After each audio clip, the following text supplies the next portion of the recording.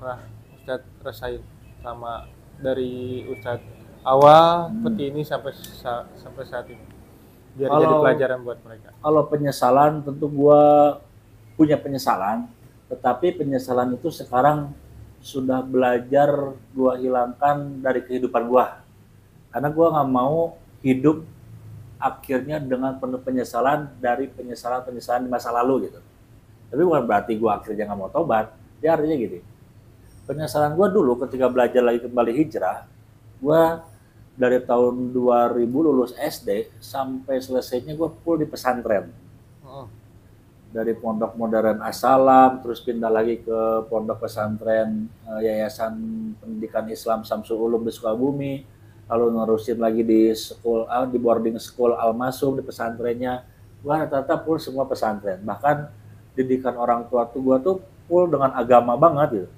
Almarhum ibu dosen di Al-Azhar Sukabumi dan juga dosen di UMI Universitas Muhammadiyah. ya. Almarhum bapak pernah di pesantren Hayatan Thoibah, pernah jadi kepala sekolah di pondok pesantren Darussalam Sukabumi juga. Jadi gue tumbuh dididik oleh agama lah. Sampai akhirnya gue hijrah, rusak lah gitu dengan dunia dan segala macam gitu. Sampai akhirnya kembali lagi buat belajar baik, belajar lebih baik gitu. Orang buat belajar baik boleh, tapi jangan menjadi orang yang sok baik. Lu boleh belajar jadi orang alim, tapi jangan jadi orang yang sok alim.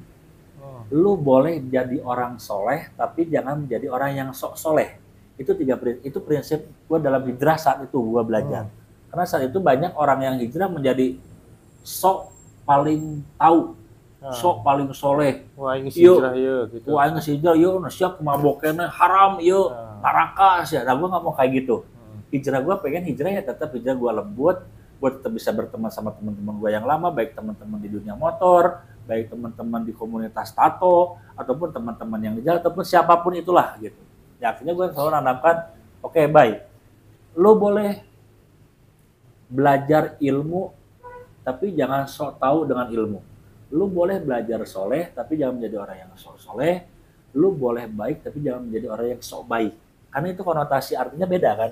Sok baik dengan orang baik beda. Yeah.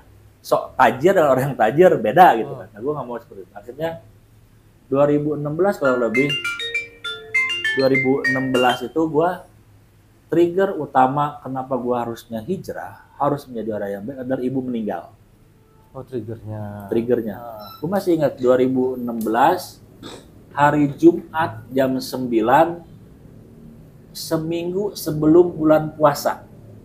Saat itu gue balik langsung ke rumah, lihat ibu udah dikafanin, gue nggak bisa ngedoain, gue nggak bisa nyolatin, gue nggak ikut ngemandiin, gue nggak bisa ikut nguburin gitu. Itulah yang akhirnya penyesalan terbesar gue saat itu. Akhirnya oke, gue harus belajar buat ke agama lagi. Kenapa? Gue nggak mau bikin ibu gue saat almarhum ibu masih hidup, gue banyak bikin repot orang tua. Ya ketangkep lah, kasus di polisi lah, kasus narkoba lah, diusir sama ibu lah, sekolah nggak bener lah, kuliah nggak bener. Gue banyak ngerepotin orang tua lah pesan saya. Yang gue terlintas adalah satu, gue nggak mau ketika ibu meninggal di dalam kubur, gue masih ngerepotin ibu. Akhirnya adalah gue belajar satu hadis, idza mata bani Adam in qata'a amaluhu ila salasun. Jadi ketika seorang anak Adam meninggal, itu semua amalnya terputus kecuali 3 kata Nabi. Sedekah jariyah, al ilmu nafi, sama waladun solih. Jadi amal yang tidak akan terputus bagi orang yang udah meninggal itu adalah sedekah jariyah, ilmu yang bermanfaat, dan juga anak yang solih. Yeah. Maka kalau gue pengen ngedoain ke ibu gue, gimana caranya biar nyampe? Berarti gue harus jadi orang yang solih. Makanya akhirnya gue barulah belajar lagi agama. Buka lagi kitab, cari lagi guru ini, cari guru ini, ngaji ke sini, ngaji ke sana, ngaji ke sini. Ya sampai akhirnya karakter building gue terjadi hari ini seperti ini. Yeah. Dan alhamdulillahnya guru-guru yang gua dapat itu adalah orang-orang yang memang bijak dalam ilmu agama ataupun dalam bersosialisasi. Bukan yang orang menjudge, wah siapa geus da mau tato kieu mah katarima lah salat maneh mah. Bukan yang kayak gitu. Tapi guru-guru gua adalah guru-guru yang bijak. Makanya gua terima kasih banget gitu sama beberapa guru yang memang banyak membimbing sampai hari ini gua seperti ini, dan semoga gua bisa istiqomah menjadi orang yang bermanfaat buat banyak orang hari ini gitu. Amin. Lalu yang keduanya adalah 2022 itu bokap lah yang meninggal, ayah. Makanya ketika ayah meninggal itu gua nggak terlalu kaget karena udah ada posisi saat itu gua posisi udah hijrah nih, udah belajar lagi agama. Ayah meninggalnya 2 hari di bulan Ramadan setelah buka puasa, minum, meninggal. Jadi dua-duanya ibu sama ayah kurang lebih meninggalnya itu saat bertepatan Bulan ada yang Ramadan. sebelum Ramadan ya. Makanya di bulan Ramadan pun gue selalu menjariahkan setiap amal ibadah gue ini buat mereka gitu. Entah dari baca Qur'annya gue kah, entah gue dari sedekahnya kah, entah dari tarawehnya kah, entah dari sholat-sholat sunnah yang lainnya, gue selalu berdoanya berniatkan, ya Allah jadikanlah hari ini ibadah saya ini menjadi pahala bukan hanya kepada saya tapi kepada kedua orang tua saya, baik ibu ataupun ayah. Gua nggak apa-apa hari ini gua capek dengan ibadah gua, karena hari ini yang gua pengenkan adalah doa-doa gua diijabah sama Allah, doa ampunan, magfiro, diterangkan kuburnya hanya untuk orang tua. Akhirnya itulah yang selalu memotivasi gua buat coba yuk, lo harus bisa lebih baik lagi nih. Bukan buat gue, tapi buat orang tua gue juga di sana gitu. Karena hari ini gue nggak bisa apa-apa. Mau sekarang gue misalkan kaya gue nggak akan bermanfaat buat orang tua. Yeah. Hari ini gue mau pinter, kepintaran gue nggak akan bermanfaat buat orang tua. Hari ini gue punya apapun lah gitu dalam dunia, itu nggak akan bermanfaat bagi kedua orang tua gue yang di dalam kubur. Yang bermanfaat cuman doa gue, apa yang menjadi amal gue niatkan untuk dijariahkan kepada orang tua, cuma itu doang gitu. Makanya akhirnya sampai sekarang alhamdulillah itulah yang akhirnya membuat selalu konsistensi dalam ibadah gua, dalam berbuat amal ataupun dalam hijrah gua, yaitu adalah kedua orang tua itu gitu. Kedua orang tua. Kedua orang tua. Tapi pernah gak sih di mana momen Ustadz nih ngerasa nyerah? Nyerah. Pernah. Momen itu ketika awal hijrah malah. Di awal ya. Awal hijrah. Maaf sebelumnya, berarti Pak Ustadz kan keluarga dari mengajarkan Islam terus ya, karena emang keluarga Islami ya. Iya. Berarti di saat itu sempat baik dulu dong, baru apa emang tadinya nakal menjadi baik, atau dari baik nakal baik lagi, apa gimana? Ya kalau di pesantren Historinya. otomatis baiklah ya, ya kan terdidik secara Islam gitu. Ya nakal itu 2011 ketika ke Bogor. Ya akhirnya wah inilah dunia narkoba lah, human trafficking lah, dan segala macam lah gitu. Oh berarti di awal di pesantren historinya. Oh jadi masuk ke Bogor, mulailah. Ke Bogor, nakal. Ya karena itu pun sebenarnya Bogor pun karena diusir sama almarhum ibu. Diusir ke Bogor saat itu. Dari situ ibu meninggal, barulah tertrigger, oh gue harus lebih baik nih. Nah, akhirnya itu belajar sampai sekarang 2025 lah, sekarang berarti dari 2017 akhirnya belajar lagi agama, nyari lagi guru.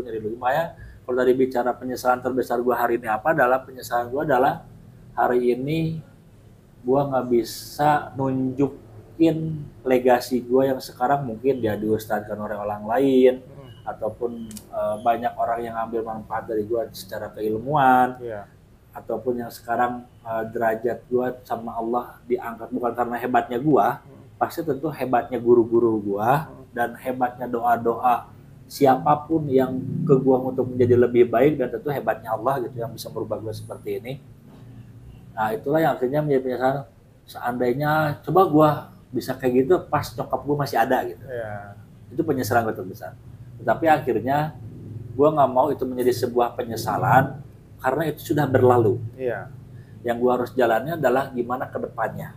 Dan ke depannya itulah yang akhirnya menjadikan gue sekarang penyesalan itu gue tebus dengan amal dari gua ataupun doa-doa dari gua atau apapun kebaikan-kebaikan yang dari gua berikan kepada orang lain ataupun kepada Allah agar itu menjadi maghfirah kepada buat kedua orang tua.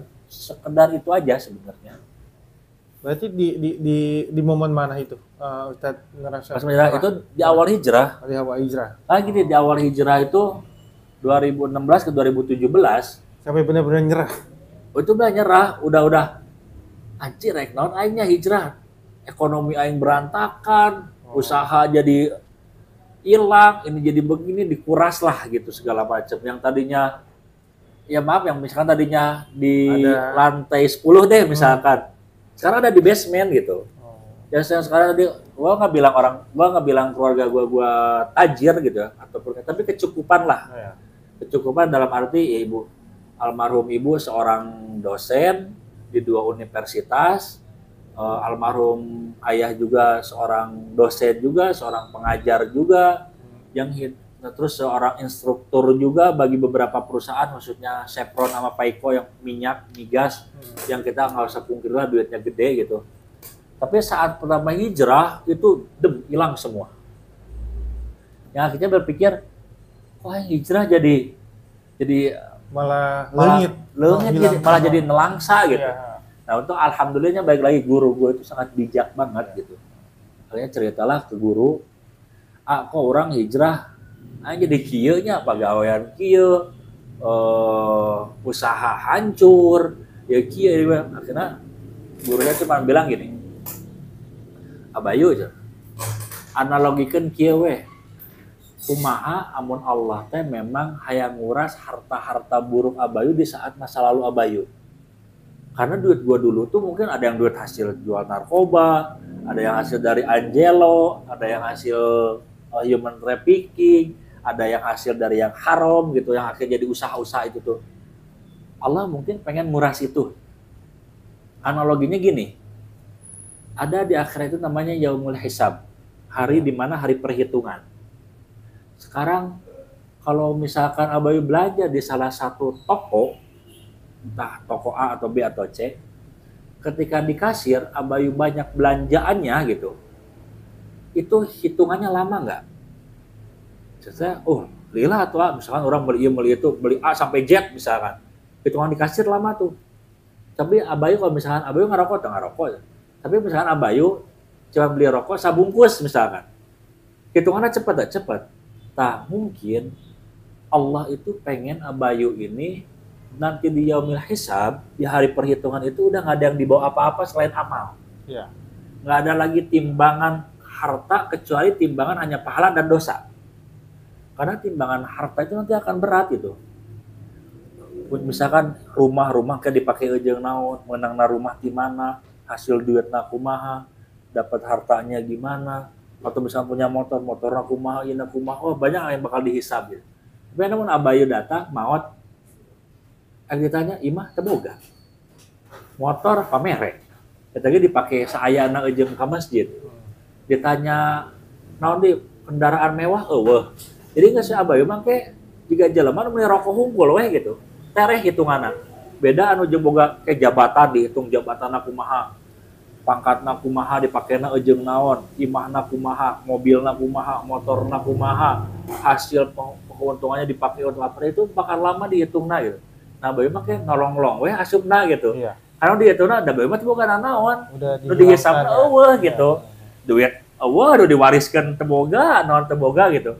Cuma ke dihitungna geus tinggal pahala jeung dosa. Eueuh lah hitungan eta tah. Iya. Akhirnya itu balik lagi optimis lagi dengan hijrah. Daeng hijrah teh bukan hayang beunghar gitu. Gua hijrah tuh bukan pengen jadi orang kaya, tapi gua hijrah tuh pengen bisa lebih dekat lagi dengan Allah sehingga ntar Allah yang filter. Baik jeung maneh mah iya nu mahina jeung meuli ieu harta anu halal anu diridhoi ku Allah. Amun bayi nyokot nu ieu, gede hasilna ieu bisa meuli itu meuli, tapi hartanya tidak disukai sama Allah karena ini sesuatu yang haram. Allah ini disingkirkan, ini diberi bayu sesuai dengan kebutuhan bayu bayaran ieuna, makanan sakieu. Insya Allah kalau mah dicumponan setiap kebutuhan. Dan pada akhirnya 2016 sampai sekarang orang tuh buka pegawaian. nggak punya usaha, nggak punya bisnis, nggak kerja di satu perusahaan sebagai karyawan, nggak. Tapi alhamdulillah, mau ditanya PKN hirup, mau ditanya PKN, ya alhamdulillah hirup. Dahar tapi akhirnya alhamdulillah dahar ya. Dan semuanya tetap sesuai kebutuhan, masya Allah kasih rezeki. Karena rezeki ini yang perlu kawan-kawan ingat, rezeki itu bukan harta yang tertimbun ataupun yang ada di rekening atau saldo lah.